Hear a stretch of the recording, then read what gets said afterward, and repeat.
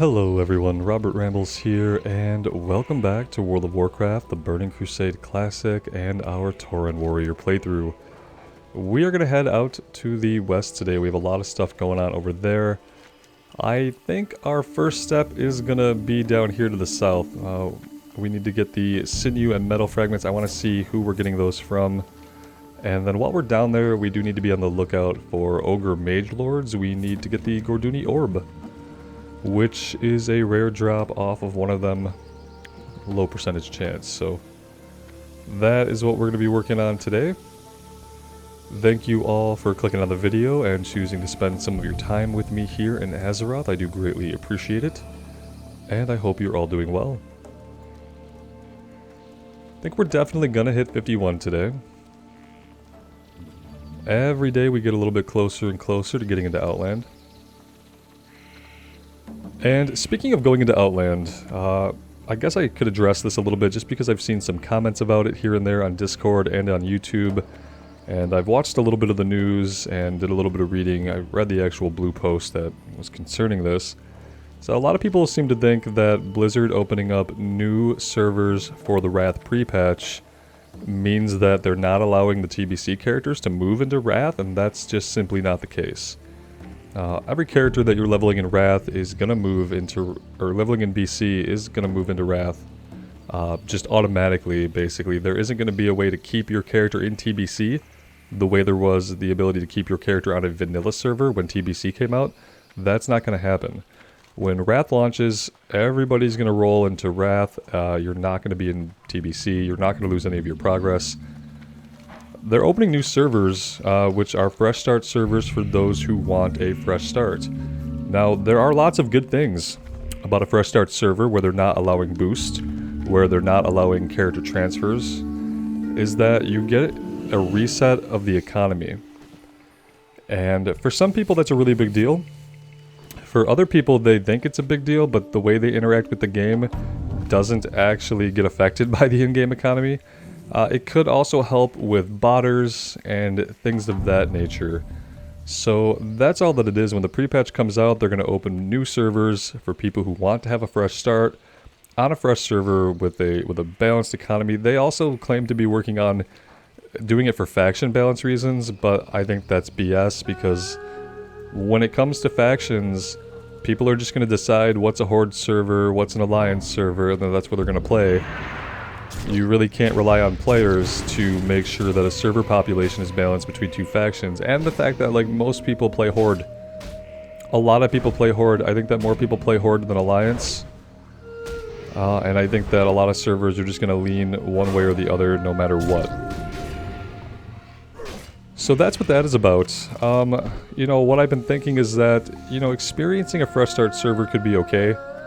There are a lot of benefits to coming in with a clean economy, and with an absence of boosted characters or transfers that have, you know, millions of gold. For the way I play, it doesn't affect me too much, but it would be interesting to see. So maybe for an Alliance character, maybe we'll do a Paladin, is the only thought that occurred to me, where maybe I would check out a fresh start server with Wrath talents, with Wrath classes during pre-patch.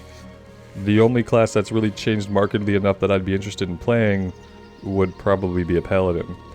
So that was a thought I had. You know, maybe by the time they get these fresh start servers up and we're in pre-patch, this character will be max level. We'll still be working on the Shaman, I think. But we should have time then to maybe get a Alliance Paladin going.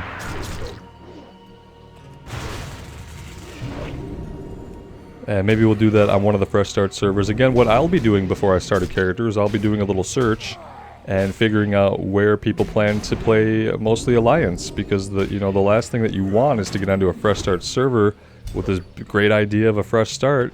You level your Alliance character up, and then you realize that you are on a server that is 99% Horde. So how they're going to handle that, I don't know. I don't think there's any way for them to control server population as much as they might want to. People are just going to go wherever their faction is the greatest. There are always those handful of servers that are basically perfectly balanced, and what happens with those servers is those are the servers that have enormous wait times. because they become, in essence, mega servers for people who want to have that perfect balance, that 40-60, or it's never 50-50, you know, it's always slightly skewed. But then those become places where you go to sit in a queue all day, which is not interesting at all. So we'll have to see where it goes, but I did want people to kind of understand that Blizzard is not forcing people to start over to play Wrath of the Lich King. Quite the opposite. A lot of people who are excited just to come back for Wrath are going to come back, they're going to buy a character boost, they're going to play on their existing, not fresh start server with their boosted character, and they're going to enjoy the hell out of the game they want to play. They are not making everyone start over. They're not forcing anybody to play on these fresh start realms. They heard from the community that fresh start servers for Wrath was something that people wanted, something that people were interested in, and it's a move to make those people happy and give people who are coming into the game new a better place to land than like an existing server like what we're on, where the economy is whatever it is, where it's inflation, right? The longer an economy exists unregulated, the more gold people have, the higher prices become for everybody. Even for people who start on a server having nothing, you're still going to have to contend with those high prices, because the high prices are what the majority of players can afford. So it's mainly for people who are just coming back, they don't have a lot of resources, maybe they're coming into Classic for the first time with Wrath. But no, they're not wiping your character, they're not making you start over.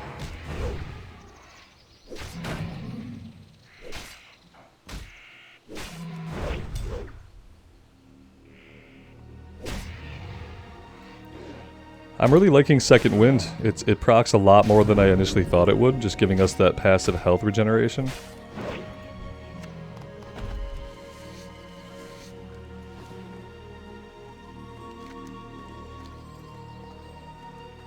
So yeah, little did we know, we did not have to be hunting treants at all. We could have come down here and we're getting items from these guys. Maybe it was a special item we were getting from the treants? We're getting metal fragments and sinew from these guys. What did we get from the Trents? Oh, we got splintered logs. Okay, we needed them for 2 splintered logs and that was it. They had a chance to drop the metal fragments.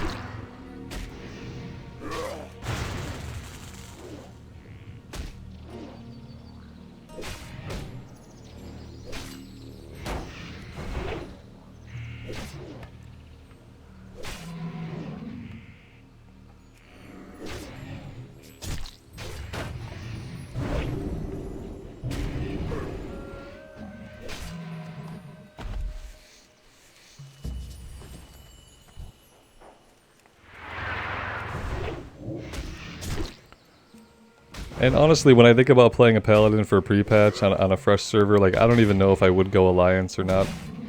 Maybe we would. Maybe that would be our Alliance side character. And if I did that, then maybe I would make the Death Knight, maybe I would make a Death Knight on the Horde.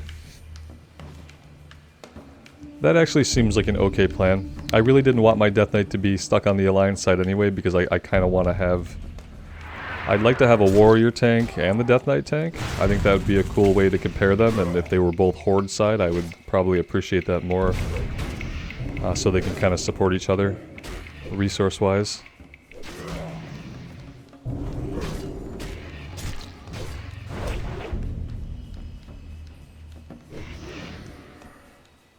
But basically, yeah, the only way I could play Alliance is if I was assured that we were going to land on an Alliance-heavy server. It would be really awful to level up an Alliance Paladin on a fresh server, only to find out that it was 90% Horde, and then have to wait the 90 days or 120 days or whenever they decide to open up transfers to get him the hell off the server. That would be a pretty terrible experience.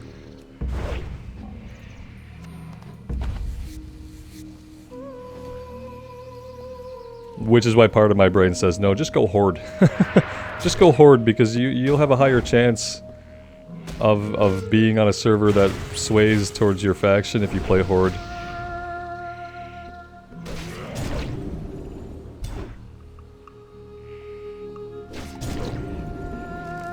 I feel like when you go to pick a server, it should be built into the server UI, the current amount of created character percentage for either faction. I feel like that's the only way that it could be fair to new players coming back, is if when they went to pick their server, it would literally give them like a bar graph readout this many percent Alliance characters existing, this many percent Horde characters existing. That way they could at least make some kind of informed choice. And not just kind of like cross your fingers and hope for the best. Especially when you're talking about being in a place where you're not going to be able to transfer off of it for a while, if ever.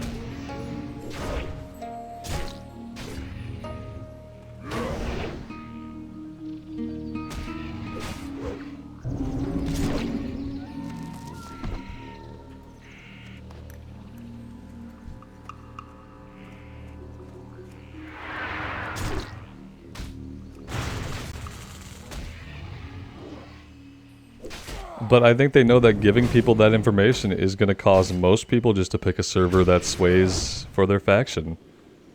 And it's like they try to fool people into creating balanced servers, basically. They hide the numbers. You have to go out into the internet to find some numbers. Most people are not going to do that. Most people don't do that. So they hide the numbers, and that's like hiding the numbers and hiding the facts, and like they cross their fingers and they hope for the best. Like maybe we'll get some kind of server faction balance if we just don't tell people the faction balance numbers. But so much of the time that is absolutely not what happens. If you look at server faction numbers, you will see that almost all servers skew one direction or the other. There are a couple of exceptions to this, and those are the servers with the biggest wait times.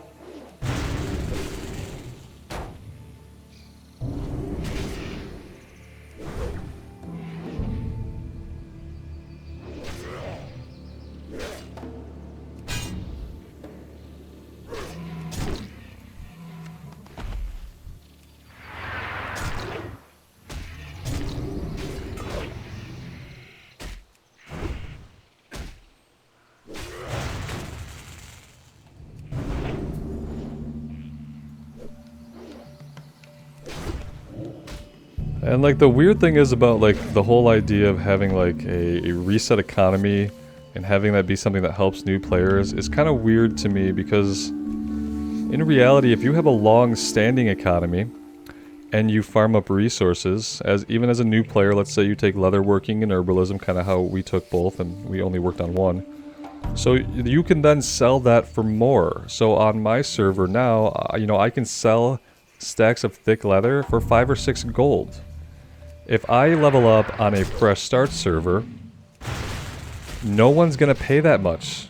If I'm one of the first people to get on there and level up my skinning, and I start putting stuff on the auction house, the people on a fresh start server are not gonna have 5 golds a stack to spend. Nor are there gonna be people at a high level with tons of gold trying to pay for stuff for their alts. So it almost benefits a new player who wants to make gold more to start on an established server with an established economy and a big player base. Because then as a new player, you're going to be able to come in and you're going to be able to gather those materials while you're leveling your character up, and you're going to sell them to people who have a lot more gold than you. Which means that you're going to get a lot more gold than you would otherwise get. Whereas if you level up skinning on a fresh start server, maybe if you're one of the first people to get those resources, maybe you'd be selling thick leather for a gold a piece instead of 5 gold. Maybe it'd be a gold and a half, but it wouldn't be 5 or 6 gold. Not right away. Not till there are people at the highest point with more money. That's just kind of how economics works. If everyone has less money, everything is inherently worth less. If people have more money, then things are going to be sold for more. So as a new person, I'd almost want to come in more to like Mankrik. That way, if I know that I want to make some gold, I can farm up resources, I can sell them to people who have more money than me. And they're going to be willing to pay it because they have so much money. It's like, yeah, everything can be equal if everyone is broke. You know, it's like kind of how communism fails in a lot of ways. It's like, we can make everyone equal, but the easiest way to make everyone equal is to make sure that no one has any money. Because we can't just give everyone lots of money, so we can make sure no one has money, and then everything will be balanced out. That balance is only going to last a little while. You know, everyone's going to level up. They're going to get to max level really quick. They're going to accumulate resources, and within a month or so, there are going to be people with, you know, millions of gold. If that's what they want to do. It's just going to be harder then still for new players to come into that economy. It's going to happen regardless. Unless you actually regulate an economy, inflation is going to happen over time, and there's not really a lot you're going to be able to do to stop it. You can introduce artificial gold sinks through gameplay mechanics, like having mounts cost a lot of money, but then what that does is it drains money from the people who have the most, while making access to that difficult for people who don't have a lot.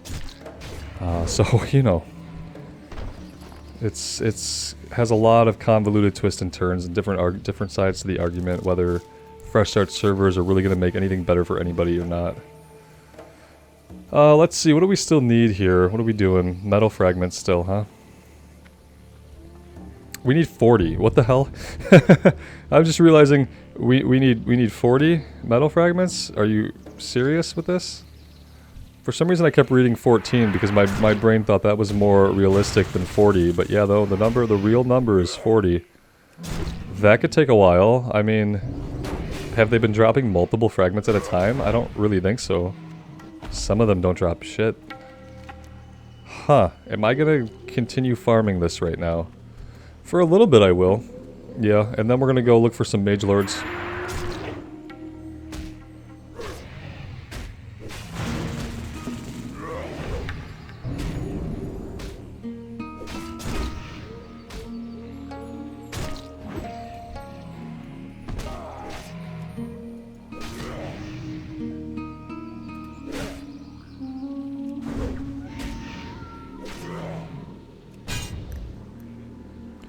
It took me till now to realize, but yeah, I'm still sword and boarding from doing the ZF dungeon the other day.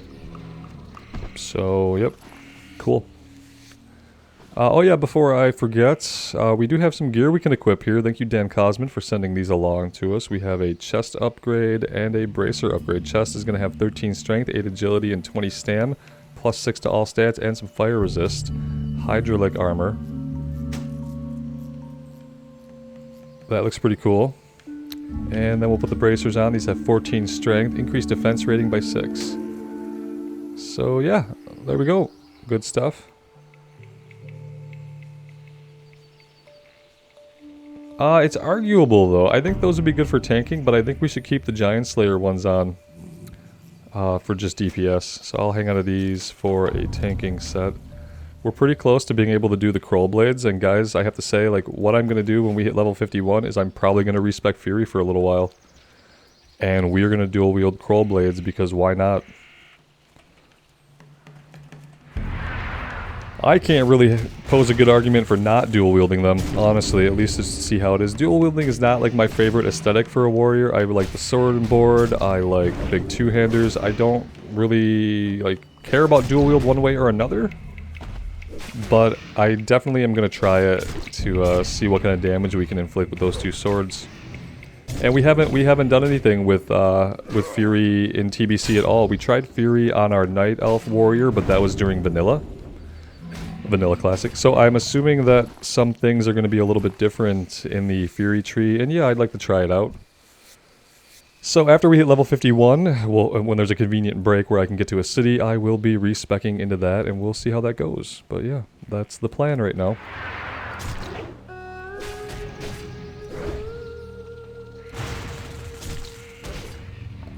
That being said, maybe for the time being, we can go ahead and put our two-hander on. Being able to interrupt some of this stuff easily, though, has been good. Not that it does a lot of damage. Yeah, I think I need to start making my way over to the Gorduni Orb. I kind of wanted to be able to finish this quest, but it's telling me that we need 40, and I've so far managed to accumulate 13. Tells me that this is going to take a lot of grinding. And I don't know how much grinding it'll take. Maybe it'll be something where we have to do a little bit each time we quest here. We'll just have to do a little bit more, because now they've basically completely stopped dropping the items that we need, which is depressing. And I don't want to get held up on this and just like completely stop making progress, which is basically what quests like this are designed to do. It's like you could be up here completing these actual quests that are completable, or you could just be stuck down here grinding these 40 metal fragments for 3 hours and then be burned out by the time you're done. And then look, your progress for the day just gets totally stomped. And I really don't want that to happen, so I'm gonna fight a few more of these guys right here, and then we're gonna go kill some mage guys. The Mage Quest is the same. You know, it's meant for you just to grind on it, and maybe the drop rate's gonna be kind to you, and maybe it's gonna be awful. But ultimately, it's just trying to capture your time. At a point in leveling when you really just want to be doing quests, you know, and getting the quests done, and continue making smooth progress, it's gonna try to stop you up right here. Which is pretty typical for Classic.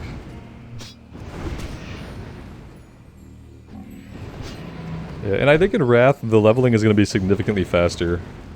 I remember leveling... In Wrath of the Lich King, I had a level 80 of every class except for a Warlock and a Rogue.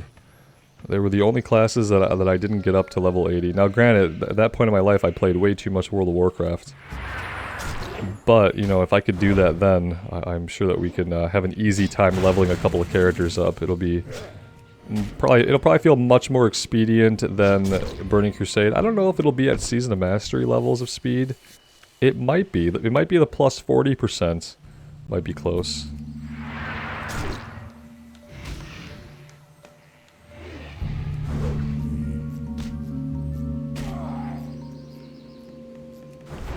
I also believe that Wrath was when they inserted the in-game quest tracking. I could be wrong about that, but it feels right.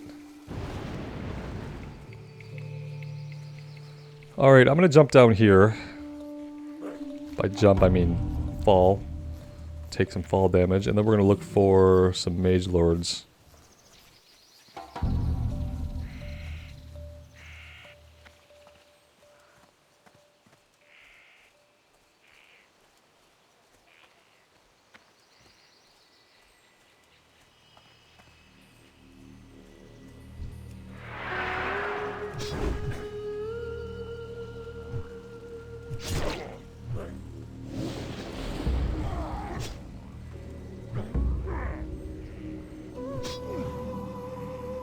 Well, I messed that up.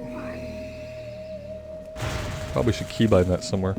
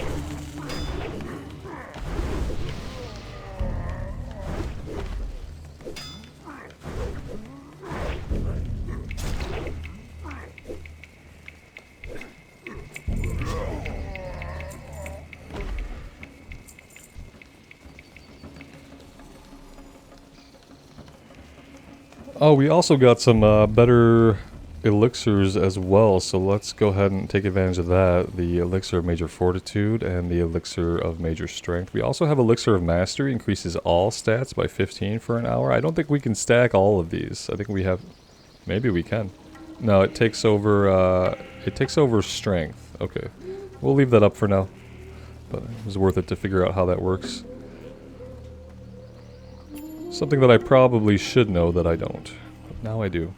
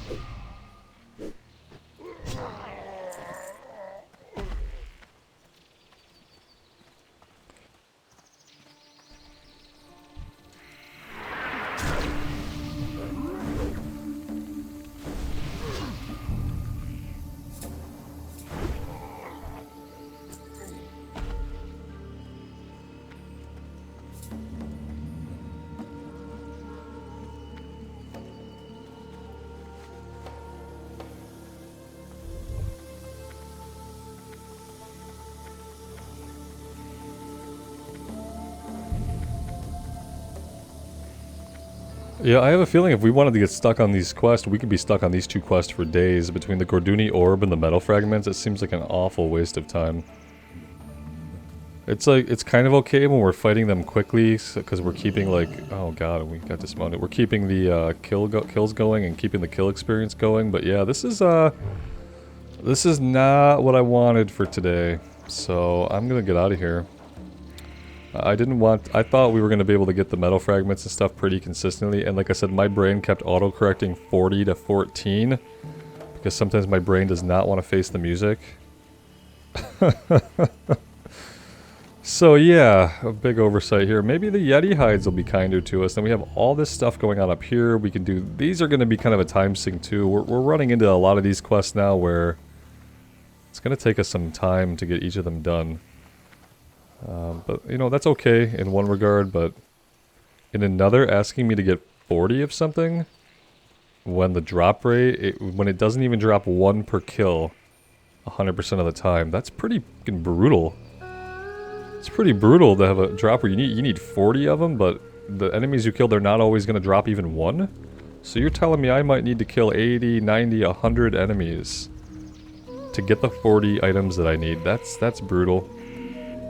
And I don't really want to subject myself to that kind of brutality right now. So let's go see something new.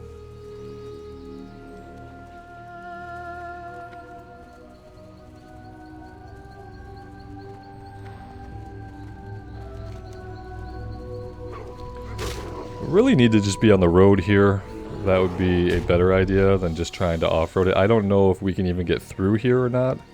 Or if it's going to drop off like a ledge. So yeah, let's just take the road, if you can call it a road. It's more like a trail. I was always confused by the roads having like these cobblestones under them. I understand it's just the texture that they used to make all of the paths in the game. But in a place like this, you would think that like maybe it would just be a dirt trail. Like who laid all these stones? Was it like Night Elf civilization maybe that laid these roads? That's the only way I could excuse it, is that it's part of an ancient highway system that the Night Elves must have built. I guess the same could be true for anywhere in Kalimdor. We see these kind of roads in the Barrens and stuff like that. So that's what I'll just tell myself. I'll tell myself that they were all part of ancient Night Elf civilization. So, because clearly like the Ogres didn't build it, the Horde didn't build these roads, the Alliance didn't build the roads, nobody built these roads recently. So it had to be Night Elf stuff.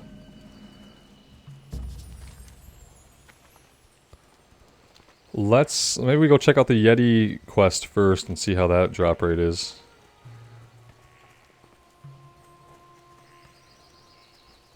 It's gotta be better than what we were dealing with before.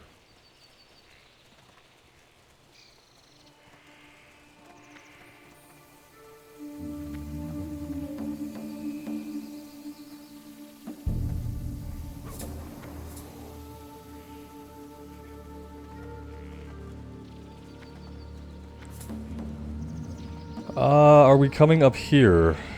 Yes, Rage Scar Hold. Am I being chased? Yes, but they've given up. I don't think I've ever fought these Yeti before, on any character.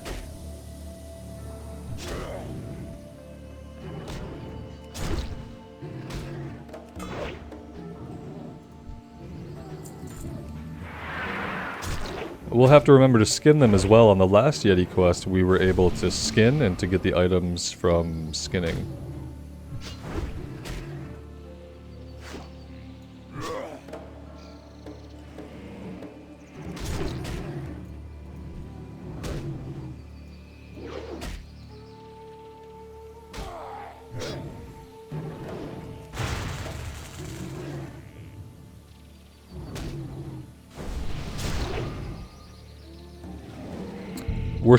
We're just a big Yeti magnet right now, and I love it.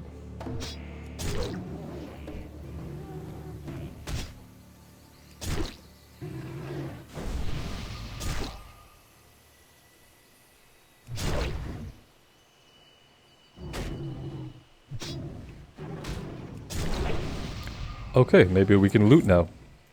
See what the drop rate's gonna be like. Okay, we're getting them from skinning. I love that. It's perfect.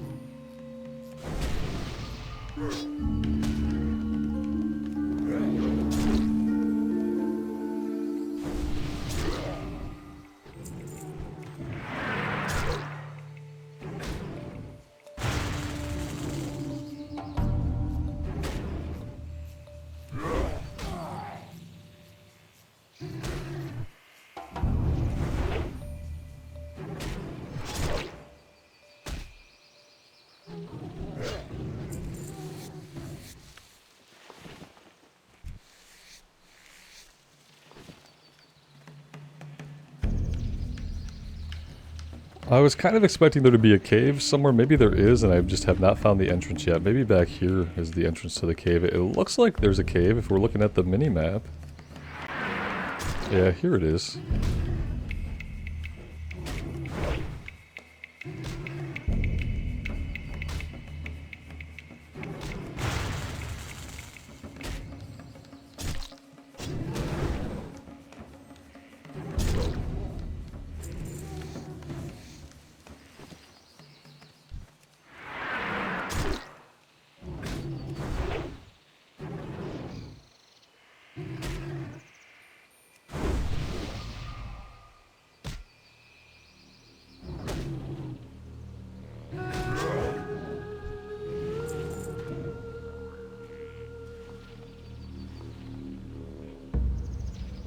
We can't carry any more of those items.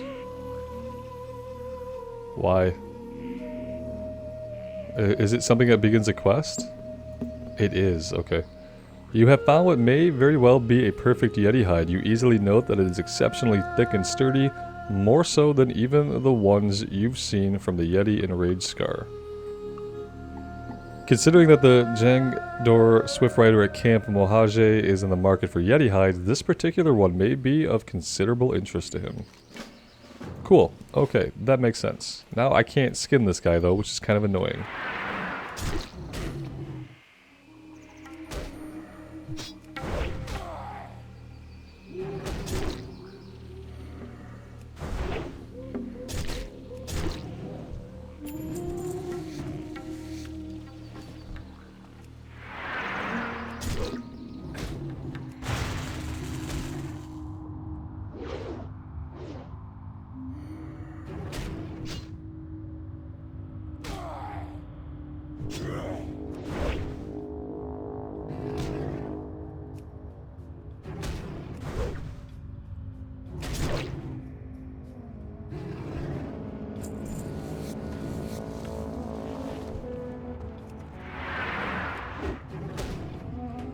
So this drop rate has been okay, but I have a feeling it's only really been okay because we have skinning. And that if we didn't have skinning, I'd probably be complaining as much as I was about the other two quests we were doing.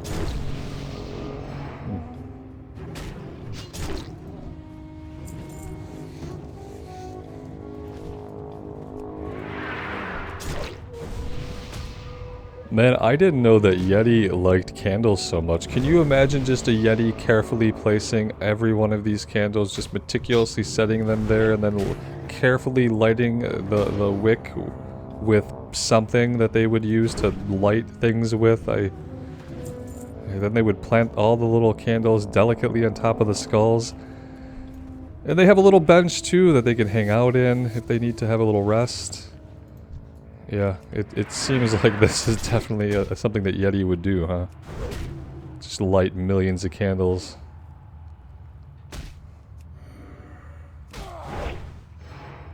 I don't know why that strikes me as so odd, but it definitely does, and now I can't stop thinking about it.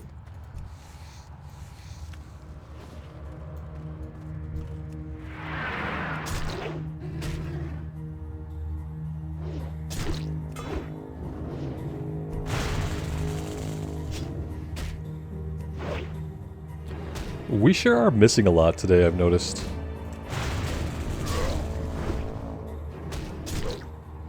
Now granted, these guys are a little bit higher level than some of what we've been fighting recently. Some of them are level 48. Could explain the higher miss rate. In fact, it undoubtedly must.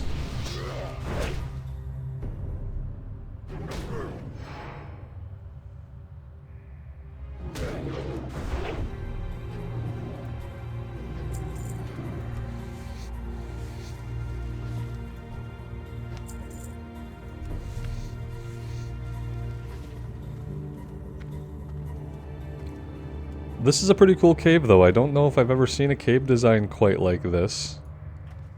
So that's nice to see something that seems a little bit new and different.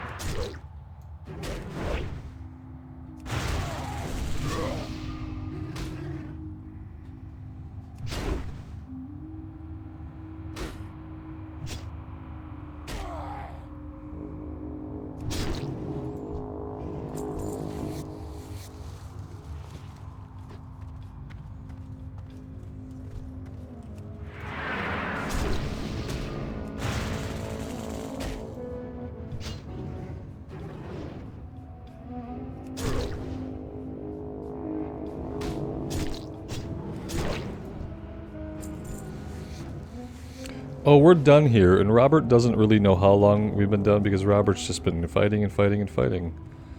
That's kind of the problem with the Warriors, that it feels so good to me to like fight stuff on it that I will just keep going and going. But yeah, let's go ahead and get out of here.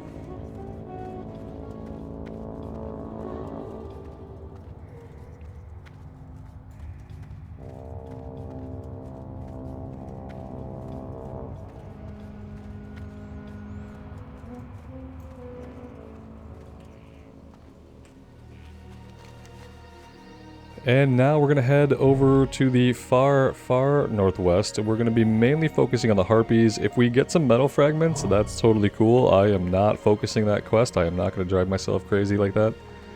Maybe some evening I'll just get on and I will grind that out on my own. And just get it done, because it seems like having to kill about 100 guys could take a little while even for us.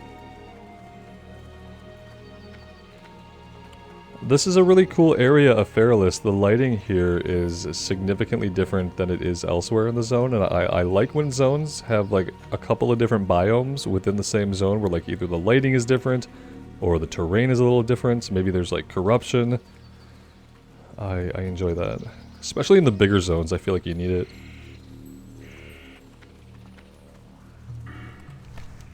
No, yeah, I am kind of ignoring these for now. Let's I've seen these before, so I'm not as excited to get started on those, because I know exactly what they entail. So I kind of want to check the stuff out up here. Because I've never been up here before, if you can believe that.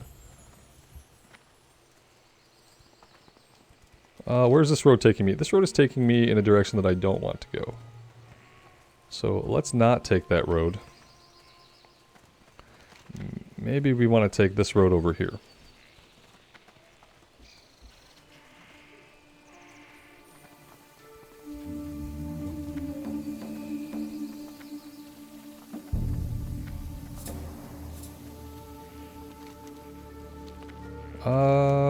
Yeah, it's hard for me to say exactly how we're going to get back into this area that it wants to take us to. I maybe see a trailhead over here that could lead back. This could get us there. This could get us into a place where we're just kind of stuck, though.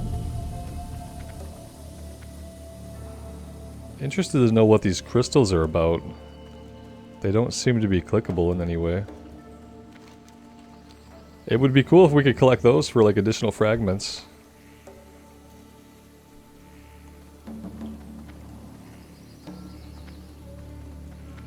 This might be a way to go. Yeah, I think we're good. Looks like they're going to be centered around these old ruins up ahead. Ruins of Ravenwind. Okay, yeah, I've definitely never been here, but that's super cool. I love coming across the Night Elf ruins.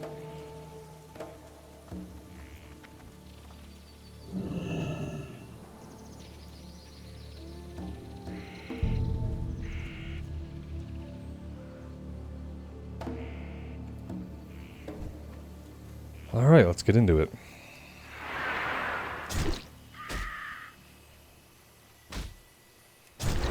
Now this wants us to kill 4 of them.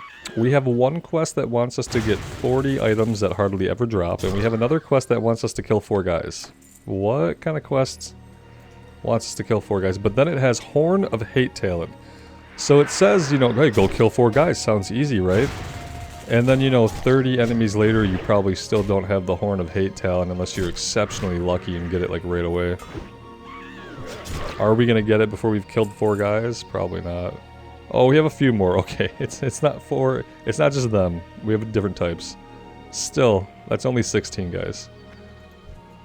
I'm hoping that we'll get it. We'll get the horn within the 16, but this should be pretty quick. It's gonna be a lot quicker than getting 40 metal fragments, which has now become my most hated quest in the game.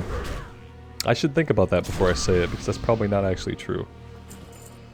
Some of the Plagueland quests we did in Season of Mastery on the Warrior were pretty awful. Unenjoyable. But I've kind of blacked a lot of that out.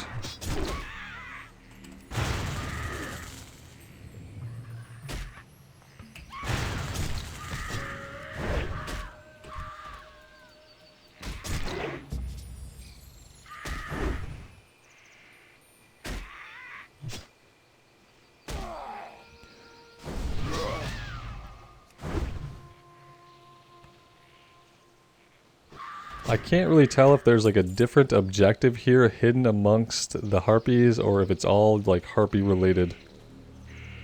Or if there's like something... Ooh, that's a neat little artifact, or whatever it is.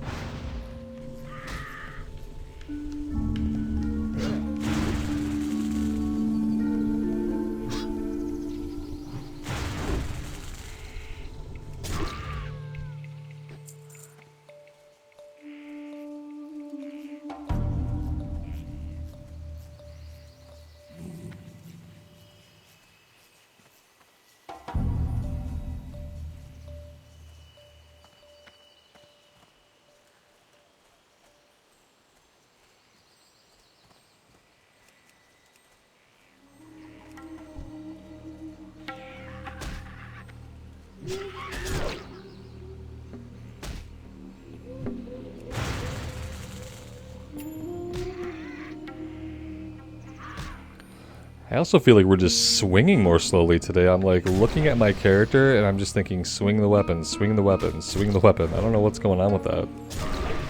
Haven't really noticed that before. Maybe it's a sign that we need some time dual wielding and just swinging more quickly.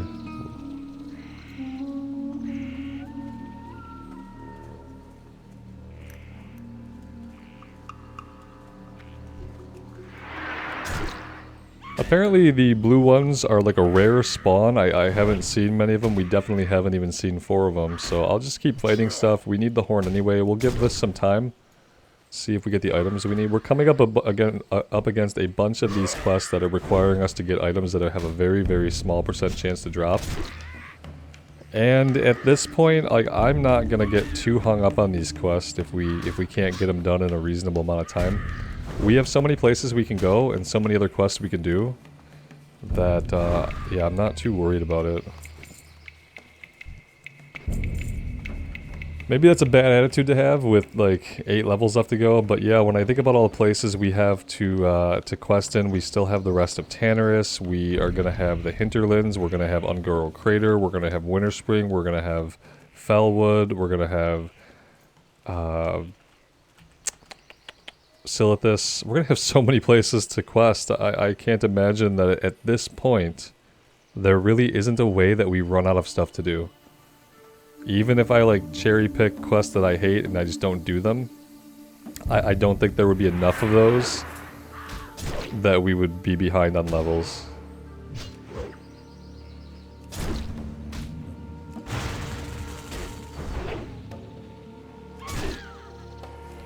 And it's possible, like I said, these really grindy quests, that might be something that I get on and I do by myself. If it's gonna take an hour of just killing to get one quest, I don't really know how entertaining that is. I guess it's as entertaining as anything else I do, to be honest.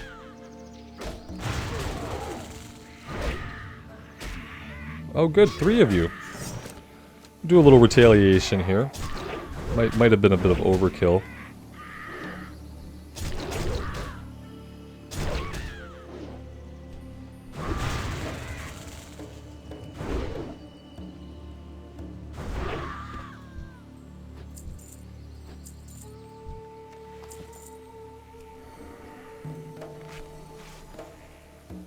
Here's our last blue one up ahead. We'll take her out and we'll see what we think after that. I think maybe I'll just grind until we hit the level and then I'll probably hearth back because like I said, I do want to get respect. I want to get trained up in Fury and I want to equip these Kroll blades and see how that goes. It'll make any grinding we do probably faster. I have a feeling that dual wielding those is going to be doing more DPS than the axe we currently have. Not that the axe isn't awesome, but you know, we've had it for a little while. So the axe is level 44. Kroll blades are 51. So yeah, I feel like the Kroll blades are going to have us dealing a bit more damage. So yeah, let's grind out the level here since oh, we need rogue feathers. What? Rogue feathers. They needed a couple different colors of these guys. Like 3 of them are pink and 1 of them is blue. Like what about yellow? What about red? What about all the other shades of the rainbow? Can we get more distinction, please? I guess that's part of the challenge, right? They want you to have to look at the names. So yeah, I'm looking at the names now. And yeah, we need rogue feathers. I've mentioned before that, like, the way Questy makes the text over here really small and out of the way, it's nice for immersion, but I hardly ever look over here anymore. I'm just kind of hovering over stuff and, like, looking at it there because it's more visible to me. That's probably the only negative thing I've found about Questy so far is, like, I absolutely don't pay attention to any of this, and it often makes me, like, not know what the heck I'm doing.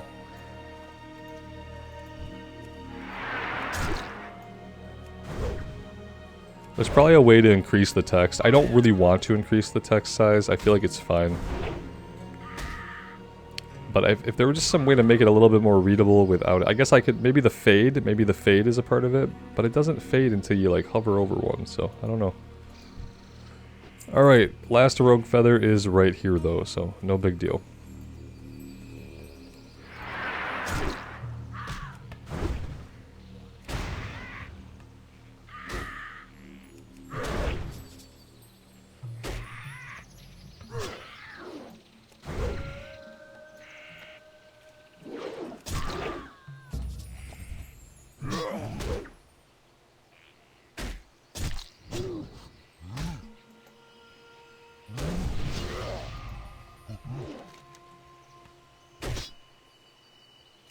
Oh yeah, this is a Hinterlands quest.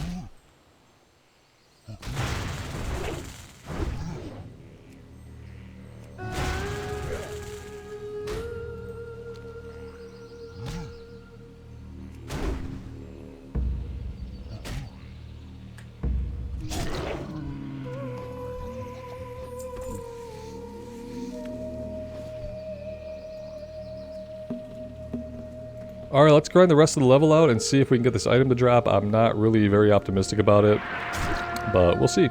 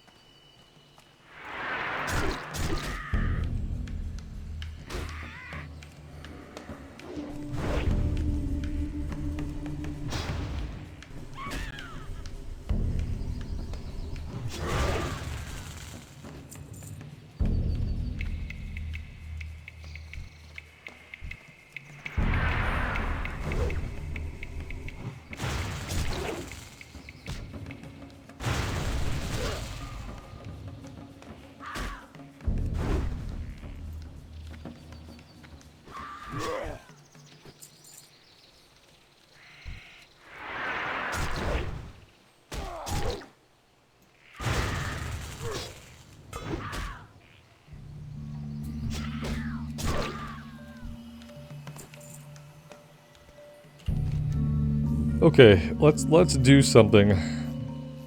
Let's read this. Here, yeah, here we go. Edna, hate talent. Yeah, okay. So I'm going about this all wrong. I had a feeling you guys have probably been yelling at the screen for a while now. Right? She's pure evil. I've heard her heart is in one of the crystals. Okay.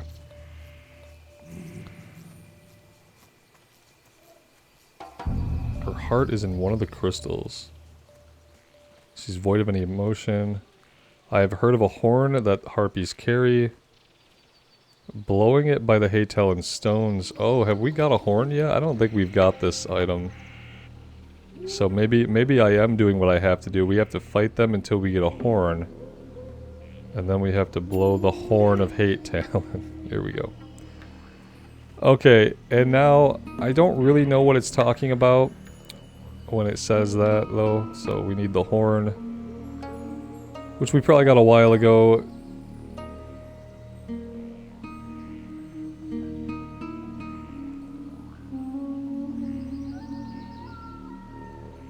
Blowing it by the Hate Talon stones. I don't know what the Hate Talon stones are. Is that weird pyramid obelisk thing that we saw? Is it this? Is this a Hate Talon stone? Because if it isn't, I don't know what a Hate Talon stone is. This is the only thing that looks significant.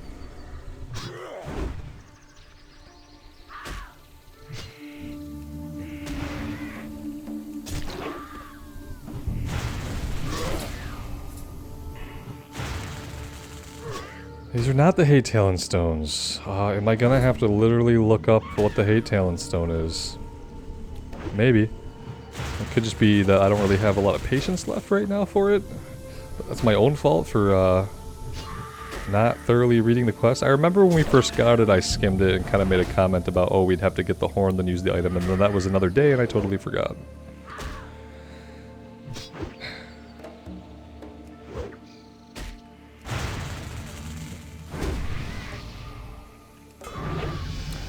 And there's level 51. So this is not a hate talent stone. I can't do this here.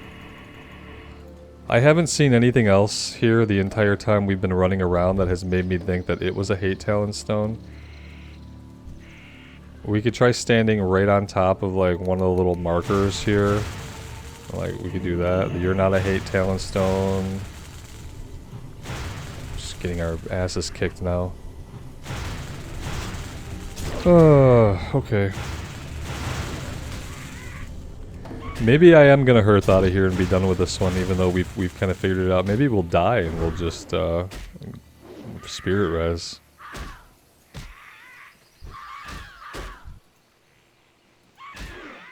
Maybe that's what we'll do. We'll see in a second here.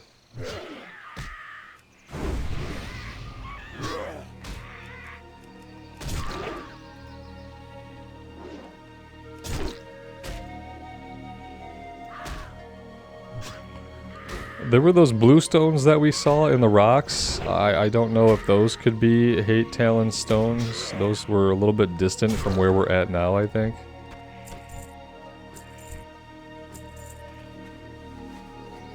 But yeah, nothing that I'm seeing here is, besides this, really made me think that it was a hate talon stone. So you guys probably know. You don't have to guess because unlike me, you're not stupid. So you probably have already figured out what I have to do. This thing doesn't look like a stone. That looks like a brazier, like, which is not a stone. It's different. We can go up there and check it, I think, but maybe we can get up here. Well, not mounted, we can't.